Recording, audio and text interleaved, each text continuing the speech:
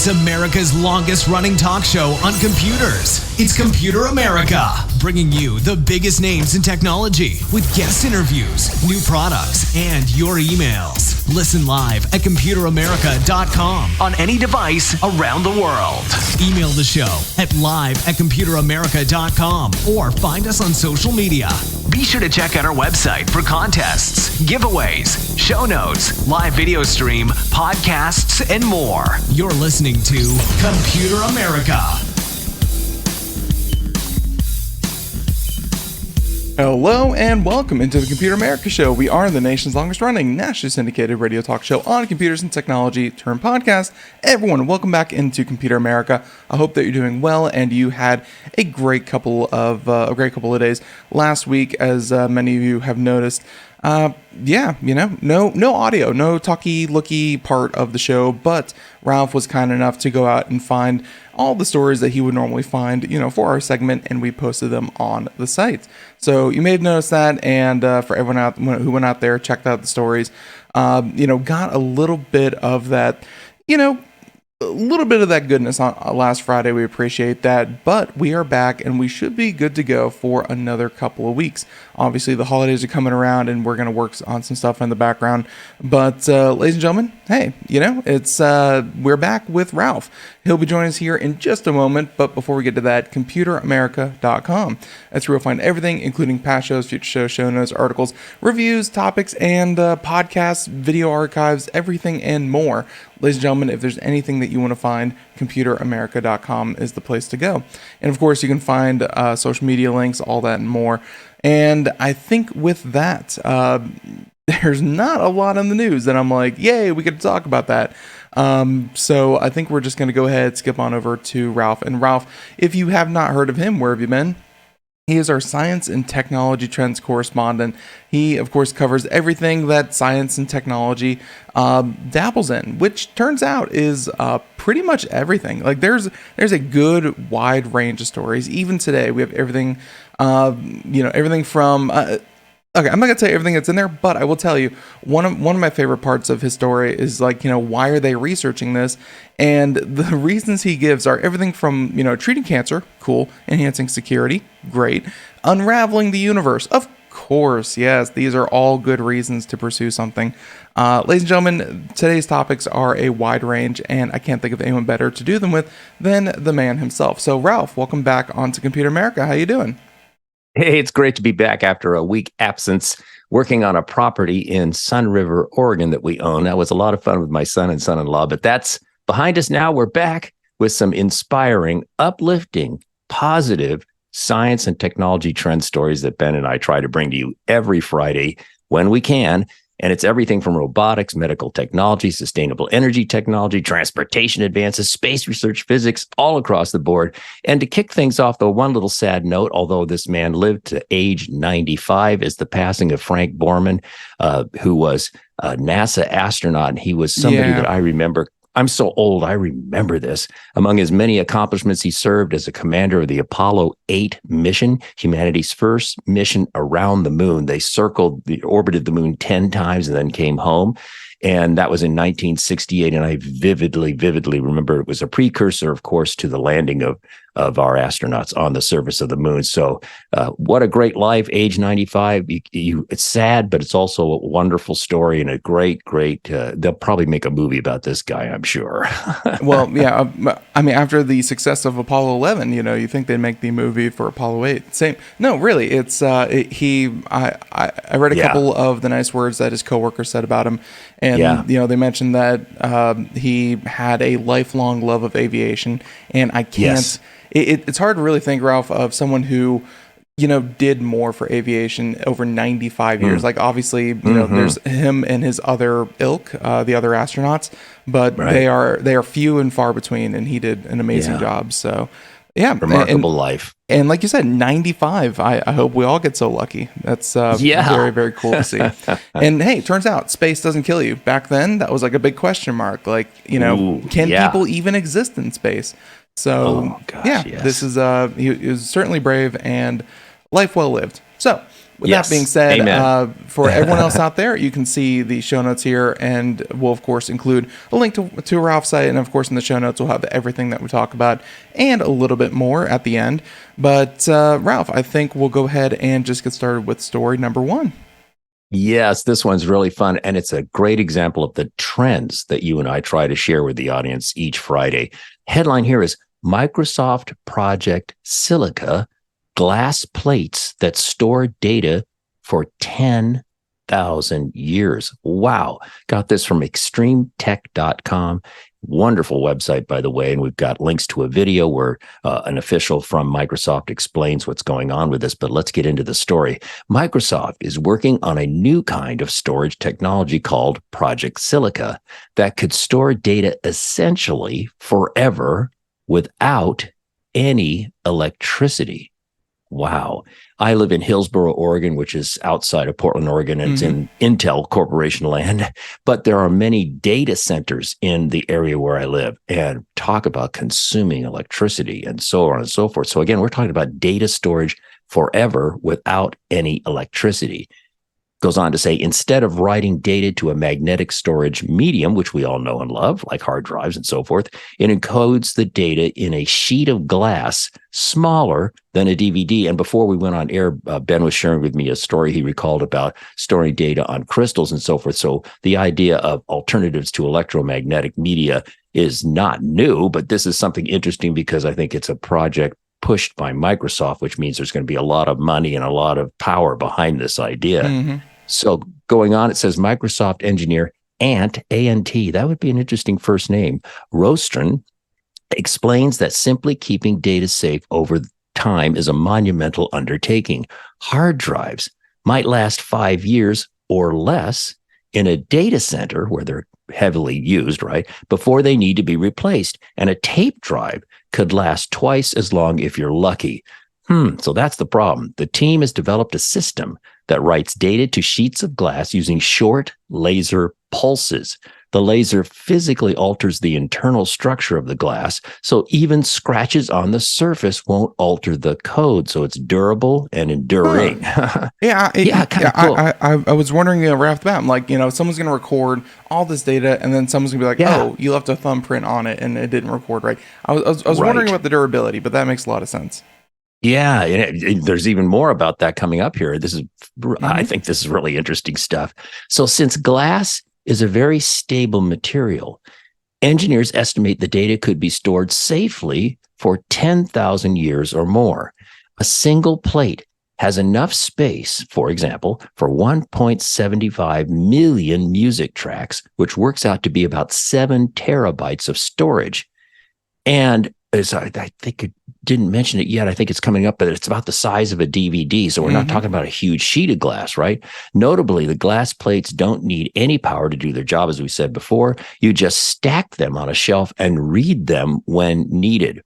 And Rostron, the head researcher on this, says Project Silica is being developed with the cloud in mind. Specifically, it looks like a form of, and this is an important distinction here, this is a little part of the reality check, a form of cold storage, like cold storage in which your data is not instantly available. That's because writing and reading the data from the glass sheets is a multi-stage process. So let's get a reality check here. We're not talking about me being able to go online and instantly grab my photos that are up in the cloud and bring them down to them. No, this would be kind of a request for archival data. We have, my wife and I use a service called Carbonite that constantly backs up all of our important data to the cloud. So for God forbid our systems crash, we can reinstall all that stuff. That's the kind of thing we're talking about. Cold storage, not instant daily activity or retrieval, right? So again, it's a multi-stage process just to read these glass sheets. That doesn't diminish their value. There's a hell of a lot of things in this world that need cold storage, that need ultimate backup. Back to the story. It starts with what Microsoft calls the Write Lab. That's W-R-I-T-E lab, which uses a laser to imprint voxels, V-O-X-E-L-S, 3D pixels inside the glass. I'd love to learn more about voxels. That's kind of interesting. Each time you need to read a glass plate, a small robot leaps into action to climb the library stacks and pull the right sheet of glass that you're looking for, right? And then what Microsoft calls the Read Lab uses a computer-controlled microscope, to read the voxels from the retrieved glass. Next, the data goes to the Decode Lab, where and I hope I'm saying this right, Azure AI, Azure Artificial Intelligence, that's Microsoft's system, you can learn about that, converts the visual data into usable digital files. And in the show notes, and remember, folks, come out to computeramerica.com if you want to dive in deeper, if you want the links, pictures, and so forth to learn more, come out to the show notes, because what Ben and I do, and what I like to do as well, is add additional data we're not going to do over the air here, but you can come back to the show notes and learn more. And I've got, if you're not sure or don't know about Azure AI service at Microsoft, I've got some more data there. But to wrap things up on this story, Ben, a reality check. And we said this before, it's a research project and things could be streamlined eventually, meaning that multi-step process we discussed. But the basic concept assumes you don't need immediate access to the data. So I think this is, again, two things. One, this is early research. Number two, it is not meant for immediate gratification data retrieval, but for cold storage. But all that said, this research, along with other research that's going on in the world, is very encouraging for cold storage. Imagine if the national archives of our country were all on this kind of a system, and we wouldn't have to worry about power outages or maintaining intensively polluting data centers. All that goes away. Once every 10,000 years, I guess you'd have to rewrite it. But, 10,000 years is a long time. So that's fair. Yes. This project really reminds me, and obviously over the course of doing Computer America, we've covered etching things in crystal, for instance, and that stays for 13.6 billion years, which I don't know how they came up with that number, but maybe it's like the half-life of like a carbon atom. But yeah, they say stuff like that. Ralph, and I will say that really reminded me of another project, not by Microsoft, but by Google. Have you heard of Google Books by chance? Yeah, I have. I don't recall a lot of details, but that does sound really familiar. Google Books, and I'm just going to throw it up here on the video portion for anyone who can kind of see, and I just kind of searched for the earliest 20 books. So there was a nice video, and I don't remember if it was like a Vice documentary or something like that, but they went into the facility, and it's a highly controlled, humidity controlled, temperature controlled facility, and they keep they keep these books that are in this case, this one, let's see, some of these were published in like the year like 200 or 300, like like all 20 of these books were published between 184 AD and 218 AD. Oh my goodness. You have super old books. This is obviously it's all in this is all in Italian probably. Wow. But whatever it may be. But it's like they have these books, and much the same process you talked about, where you request the data, a robot goes, picks out the piece of glass, and then it kind of reads the data for you. Same thing with these books. They're temperature controlled, but when scholars who can't find information in any other format, scholars can go online, type in the book that they want. Maybe from Ralph, maybe it's like a census data that happened in China in 1870, something like that. Right. They can actually go request the book off the shelf. The robot will go pick up the book and then use a webcam and actually take pictures of the book and then send that, online. So it's almost like going to a library with no human destruction or interaction of these rare books. Same kind of process, but Microsoft taking a step further, making it still accessible, but storing it for 10,000 years on these sheets of glass. And that is, equally as cool. So, yeah, that's great. And that's a great example, Ben, of quote unquote cold storage, right? Mm-hmm. That's wonderful. Very fun projects going on. And I'll get on my soapbox one more time before I get off. It's just, Ralph, like, there's so much data, and it's like, I think, especially back in the 80s or 70s, 80s, and 90s, storage was such a premium that man, I can't imagine all the man hours and work that got deleted just because storage was so expensive and you just wrote over things, just rewrite over your tapes. It was way more efficient to do that way. That should never, hopefully, if, it's not even like a question of if it's worth preserving. We should be able to preserve pretty much everything at this point going forward, because you don't want to lose that data, even if it seems irrelevant, even if it's just useless, even if it's just someone testing their printer. Things like that can all be stored for a long, long time in case, hey, archivists 10,000 years from now want to look at it. So we have the capability, and Microsoft's working on it. That's very cool. Yes. Yeah. It is a fun story. Yeah. and of course, this is not coming to a storage format near you. This is going to be something very, very different. Last thing I'll say, Ralph, and then we'll move on to story number 2. I don't often steal from the comments, but the story that you linked, the first comment had it right, saying that after millions of years, humans have come up, the best way of storing information is to etch it on a rock, which essentially glass being rock. We are still doing the exact same thing. Oh, that's fun. Yeah, that's right. That's kind of a cool way of looking at it. Absolutely. So story number 1, story number 2, and talk about doing old things new. Ships, they're pretty cool, and they are actually super, super important. I think if anyone has been paying attention to the news in the past couple of months, shipping lanes and shipping routes and just moving goods from one place to another, so important to really the world economy and what we all kind of enjoy. Yes. But doing it sustainably, very, very difficult. So story number 2. Yeah, story number 2, again, Ben, is a great example of the trends aspect of what we try to do every Friday. And in the world of big freight shipping, container ships, folks, that's what we're talking about here. And if you're listening to us on a podcast, come on out and get the show notes so you can see the images. In the world of shipping right now, 2 things are really, really cool. Alternative power systems, which is this story we're going to talk about in a moment, and also adding high-tech columnar airplane wing-like sails, if you want to call that, to freight ships, container ships, to give them additional things. So those are the 2 key trends in the world of shipping if you're a shipping geek. But this story is kind of cool. Headline here is ABB, that's the name of a company, ABB, to provide hydrogen fuel cell propulsion systems for container ships. And I got this story from cleantechnica.com, a wonderful website. If you're watching our show right now, you see this really cool image of a container ship that they've got in mind here. They are actually building. So a little setup to the story. Emissions from ocean-going ships are a serious issue. Maritime transportation contributes nearly 3% of annual carbon dioxide emissions globally. And this is predicted to increase to 17% by 2050 if no changes are adapted. If we don't do anything about this, right? If we keep going on with the same propulsion systems and fuel consumption that we have today.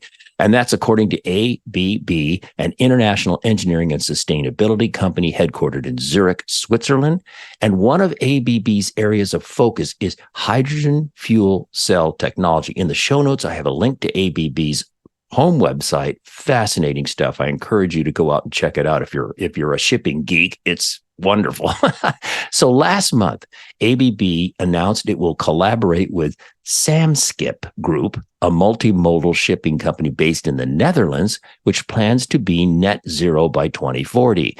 And this collaboration also includes India's. Oh, I think we lost Ralph just for a second. Oh, there we go. Ralph, can you hear me? Oh, we're back. Where did we drop off, buddy? No. And I'll pick up. Yeah, you're good. So I'll pick up just to make sure. So last month, ABB announced it will collaborate with Samskip Group, a multimodal shipping company based in the Netherlands, which plans to be net zero by 2040. And this collaboration, so it's ABB, Samskip Group, and then a third party in the collaboration, Cochin, Cochin Shipyard, to build 2 135-meter long container ships. That approximately 433 feet long is the size of these ships. And each ship will be powered by a 3.2 megawatt ABB hydrogen fuel cell system. Each ship is expected to eliminate 25,000 tons of carbon dioxide emissions annually. Isn't that great? I mean, wow. The 2 new container ships will be the first of their kind to utilize a comprehensive hydrogen fuel cell power distribution system supplied, of course, by ABB. Built by the Cochin Shipyard Limited, and again, they're in India, the largest shipbuilding and maintenance facility in India. The ships are due for delivery in Q3 and Q4 of 2025, respectively. So not in the distant future, it's coming. Mm-hmm. Both vessels will be operating between Oslo Fjord and Rotterdam, a distance of approximately 700 nautical miles. In addition to the integration of hydrogen fuel cells, ABB's comprehensive package of technology includes the new, more compact version of its onboard DC grid power distribution system that will ensure the optimal use of energy on board. And the vessels will also feature ABB's energy storage solution control and automation technology, ensuring seamless operation of onboard equipment. So once again, to recap, in the world of container shipping, 2 things to watch: alternative propulsion systems that are more climate friendly, if not totally climate friendly, and augmenting hybrid propulsion with sails, bringing back good old sails, but very high-tech sails. Right. Yeah. And you're right. Their website is like pretty much Computer America and like everything that we like, among like sustainability and new technology. They're doing a lot of amazing stuff. I was wondering like the range, and obviously they said that their first operations are going to be only 700 nautical miles only. It's still a good amount. Right. So, but it's not going, it's not going the entire world, but still, even just that routine shipping would cut a ton of carbon dioxide, as you mentioned. Right. And, since the article failed to mention, just for everyone out there who cannot recall off the top of their head, hydrogen fuel cells, their emission, because they do have an emission, they do cause, I think they cause internal combustion. I think that's how that works. Their emission is, water, water vapor, right? Yeah, water vapor, they emit water vapor. So when in an ocean setting, not really going to be that, that impactful even. Very, very good use of hydrogen fuel cells, and love to see more of that kind of happening. And, this just, looks like about a week ago, just browsing their site there, ABB and Carnival Corporation signed strategic partnership for Azipod propulsion services. So, Ralph, not just shipping, they're also working on the cruise liners. Yes. And your point about currently the technology might have a relatively speaking short range, but think about the millions and millions of, I'll call them commuter ships, where you jump on a car and you get from the mainland of Massachusetts out to Cape Cod or whatever, the back and forth kind of stuff. If all of that was converted to this technology, you can just imagine collectively how much carbon emissions we could reduce worldwide. Yeah. And just off the... I'm wondering, Ralph, because I'm sure that a certain number of ships they don't want to operate those things as continuously as they would like because of the emissions and the amount of the cost of fuel and stuff like that. If the fuel costs come down a lot and the emissions aren't even a thing, I'm wondering, Ralph, if that just means that if you wait for a ferry to maybe if you're up in Seattle and you have to wait to get across the Sound, maybe the ferries are more regular because they can run almost continuously on hydrogen fuel instead of gas. Little things like that mean the future is going to be not just more efficient and clean, but better. And that's the key part. Everything's going to improve. You don't have to sacrifice to get better. So, story number 2, great. Story number 3, let's go ahead and move on to, way at the beginning of the show, I kind of mentioned unraveling the mysteries of the universe. Yes. This is where that kind of comes into play. But this one, we love talking about, especially the Large Hadron Collider. It's this facility under Europe that is miles and miles long. It is a feat of human engineering. But story number 3 is you did that. It only took you $8 billion? We put it on a penny. So I don't know. This is a weird story. So story number 3.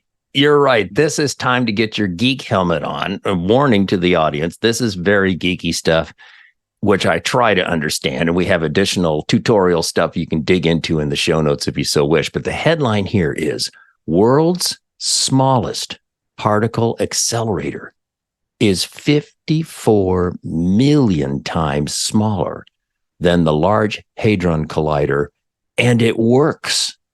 Got this from livescience.com. Great outlet, by the way. Check it out. There's a great image in our show notes that shows this miniature particle collider, accelerator, on a coin. Now, I don't know what coin it is and what size it is, but it's small. Okay. So it says here, scientists recently fired up the world's smallest particle accelerator for the first time. The tiny technological triumph, which is around the size of a small coin, could open the door to a wide range of applications, including using the teensy particle accelerators inside human patients. Okay, this is really, I've been feeling wow. like my particles are moving slow lately, so this is good. I love it. I like it. Yes, I'd like to have several of these in my brain. Anyway, little time out for a moment. What is a particle accelerator? A particle accelerator is a machine that uses electromagnetic fields to propel charged particles to very high speeds and energies, and to contain them in well-defined beams. And once again, you can learn more about this in my show notes. We have lots more information on this if you want to do it. But to kind of condense this down, why pursue this research? What's the motivation behind particle accelerators? Is it just pure science just to see what would happen? Or is there something world practical? Well, particle accelerators are vital for research in the following areas. And there's more extensive notes in the show notes if you want to dig deeper. But to recap here, treating cancer, enhancing security, unraveling the universe, which is an interesting phrase, creating new materials, and a bit redundant here, exploring the early universe. So there's actually, though, treating cancer and security. Interesting. Creating new materials. Those are really hard and fast kind of real world transition applications, if you want to call it that. Whereas more in the pure research areas, unraveling the universe and exploring the early universe and so on. So it's a mix of kind of two things going on there. Now, the new machine that they've invented, known as the nanophotonic electron accelerator, consists of a small microchip that houses an even smaller vacuum tube made up of thousands of individual pillars. Researchers can accelerate electrons by firing mini laser beams at these pillars. Okay, wow.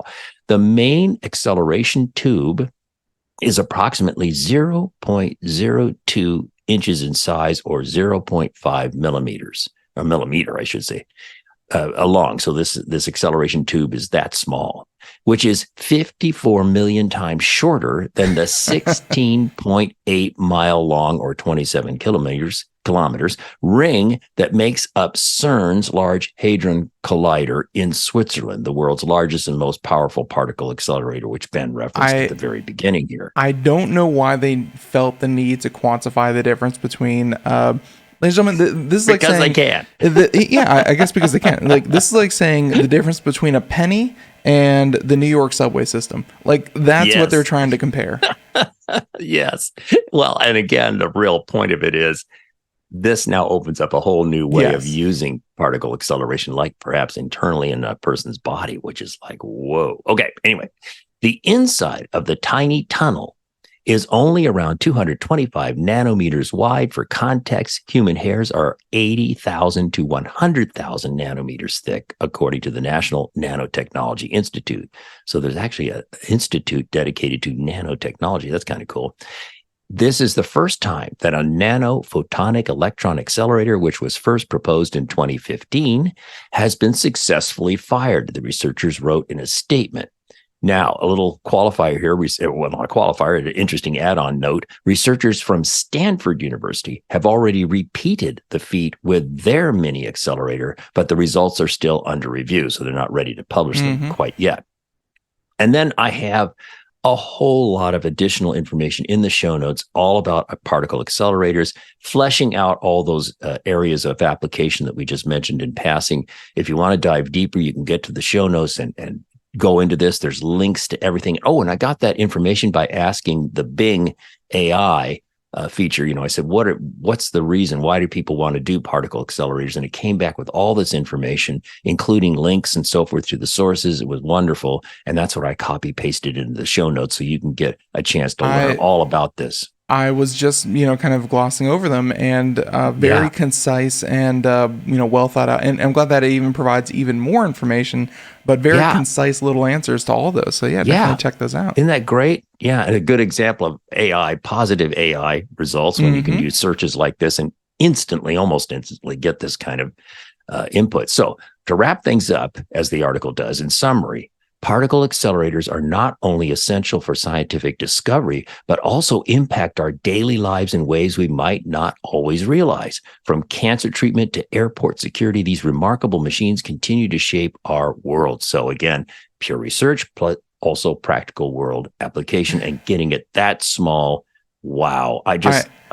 That's today's blow your mind. It really is. And I like the idea of that very last thing, from cancer treatment to airport security. I'm imagining it's like, hey, please just put your shoes in the particle accelerator, and then, we'll let you go. We'll let you know if you're safe to go.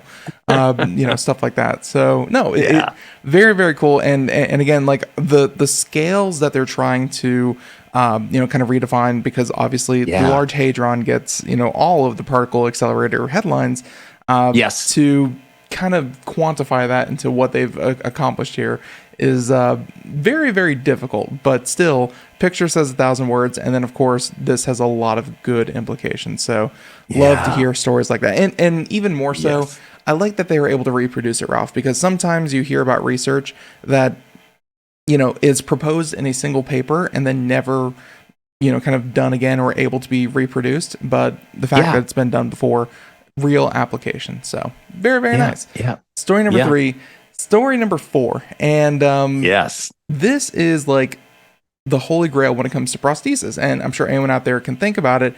It's a part of your body, like a prosthesis that is essentially a part of your body. And this is yet again another step closer. So which is fun. Every year we talk about we're closer and closer and closer to the holy grail of prosthesis. So story number 4. Yeah, story number 4 is great. What often we do is end our show with something uplifting, inspiring, and exciting from the medical technology world. And this story certainly fills that gap. I got this from People magazine. Headline: Woman becomes first person to be fitted for bionic hand that integrates nervous and skeletal systems. Wow. I'm old enough to remember a TV show that was wildly popular many, many years ago called Bionic Man. Of course. And $6 million later, and you too. Yes. Yeah. $6 million. a little dated, but you get the idea. There's links, there's a video and so forth. So here's the story. A woman from Sweden has become the first to receive a robotic limb integrated with her nervous and skeletal systems. Known as, nicknamed the real bionic woman, 50-year-old Karen was fitted a few years ago with an advanced robotic limb after losing her right hand in a farming accident 2 decades ago. Karen, whose last name remains undisclosed, although her picture's all over the internet, so you can't imagine she's and she's also the one rocking the really cool hand, so Exactly, yeah. So Karen, whose last name remains undisclosed, endured years of phantom limb pain, and prosthetic limbs provided her little comfort. They just didn't feel right, they didn't fit well, and so forth. So a study released in Science Robotics, there's a link in the show notes. What a fascinating outlet this is too. Check that out. So a study in Science Robotics reveals that Karen, who underwent surgery in December of 2018, can now accomplish 80% of tasks she formerly did with both hands. She can even experience sensations in her artificial limb. Wow. Researchers highlight that the limb, after 3 years of enabling Karen to conduct tasks like turning doorknobs and cooking meals, has seamlessly integrated into her daily life. This is a very important point about prosthetics. The comfort, the seamless integration, and this takes it to a whole new level, as you're going to learn more as we go on. To craft Karen's advanced bionic limb or hand, a collaborative team of engineers and surgeons from Sweden, Australia, and Italy pioneered what they deem a groundbreaking solution for those with limb loss, merging surgical techniques, implants, and artificial intelligence. just love it. I love it. I love collaborations, as you know, and I love collaborations of technology or combinations. So Karen's bionic limb was fashioned by using 2 titanium rods that were anchored to her bone, serving as the connection between her arm and the prosthesis. This surgical method, termed osseointegration, is fundamental to the new bionic technology developed by Prensilia, an Italian prosthetics company. And I have a link to Prensilia. I've spent some time on their website, Ben. It's spectacular. You should check these guys out too. So going on to this story here, it eliminates the requirement for a socket to connect an amputee's limb to their prosthetic, addressing issues of discomfort, poor fit, and challenges in attachment and removal. Electrodes were then implanted into her severed nerves and arm muscles. Wow, connecting them to the prosthesis. Consequently, or as a result, the device can interpret signals from her motor commands, which initiate bodily movements. Whoa. To test the effectiveness of the bionic limb, actions such as picking up a glass or closing a suitcase zipper were played out in real time. In other words, she went through constant testing and training, right? Mm-hmm. Although Karen's surgery took place a few years ago, it is suddenly gaining traction due to its successful outcome and advances in the medical field. So a qualifier here, we're not saying this just happened yesterday. This woman had this surgery, what was it, in 2018, I think they said. And this has been an ongoing process, but they felt like they were ready to present this to the world in a wide format because of the success so far of this and the hope that this offers to amputees. I mean, think about thousands and thousands of war victims and soldiers and so forth, that and so many people that could benefit from this kind of technology going forward. So a very encouraging, uplifting medical advance that we can end the show on today. For sure. And I was just poking around the website, like you mentioned, and they even have like the hand here without the coverings, and you can see all the circuits and everything. It is a piece of machinery, let me tell you. But one thing that really stood out to me was this, Ralph, here, the this hand that I'm looking at. I'm not saying it's the one in the show, but this is the IH2 Azura that they are kind of showcasing here. It's an open research platform. So they, if you're a research person, if you are providing prosthetics to people, you can just contact them and they will send you the schematics, the blueprints. They will send you everything so that you can build these things as well. Open source does so much, and open research does so much to help bring this technology to the forefront. So, Ralph, it's not like they're like, this is our technology and we're making new hands and we're going to profit a lot off this. No, obviously they're making hands and they're going to, sell them to people, but if anyone out there wants to make some of their own, they can contact them and they can make bionic hands themselves.